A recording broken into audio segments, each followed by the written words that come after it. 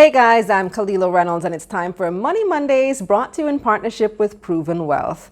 There's a buzz phrase going around that for some reason I keep hearing a lot these days: generational wealth. Have you heard it lately? Seems like everybody's suddenly talking about creating generational wealth. True wealth that your offspring and future generations can benefit from. Sounds pretty straightforward, right? But do you truly understand what this entails and how to create it? Well, creating generational wealth is definitely a goal of mine. Most of us who have children worry about what will happen in the tragic event that we die while our children are still young. Who will take care of them? How will they be supported?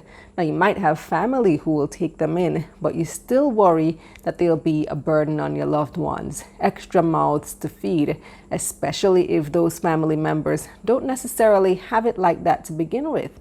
And what about their bigger expenses in life, like paying for college?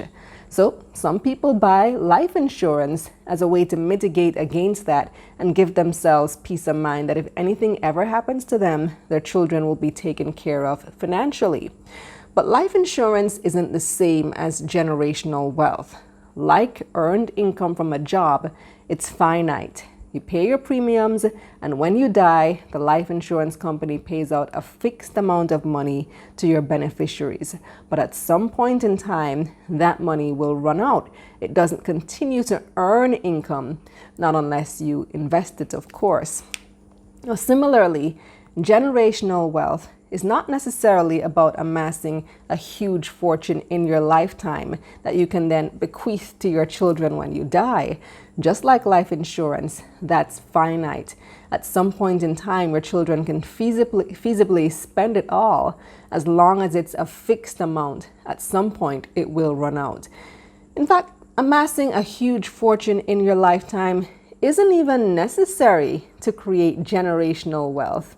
And now you're looking at me crazy like, huh? What is Kalila talking about? How can you have wealth without a fortune? But think about it. You can have even the highest paying job in the world. You could be like a football star with a multi-million-dollar salary.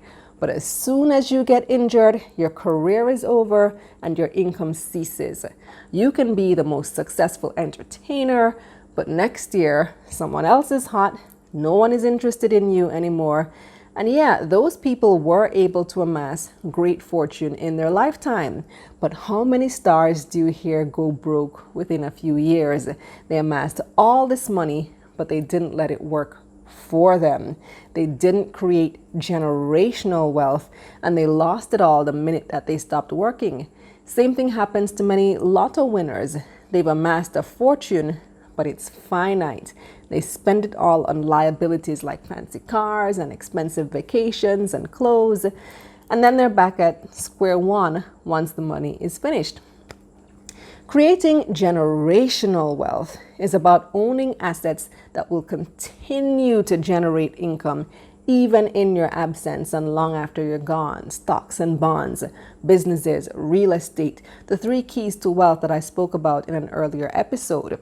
How many of you have read the book Rich Dad, Poor Dad? I read it years ago, but I wasn't ready for the lessons at the time. It's only now that I'm a bit older and have experienced some of the things that Robert Kiyosaki was writing about that it's really sinking in, and I'm ready to receive, internalize, and act upon those lessons. So for those of you not familiar with the book, here's the premise. Kiyosaki's father is the one he refers to as his poor dad.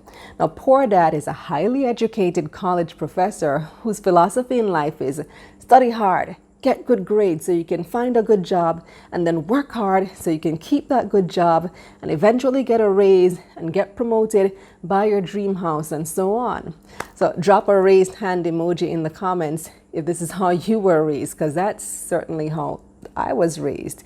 You study hard and you work hard all your life, all to someone else's benefit.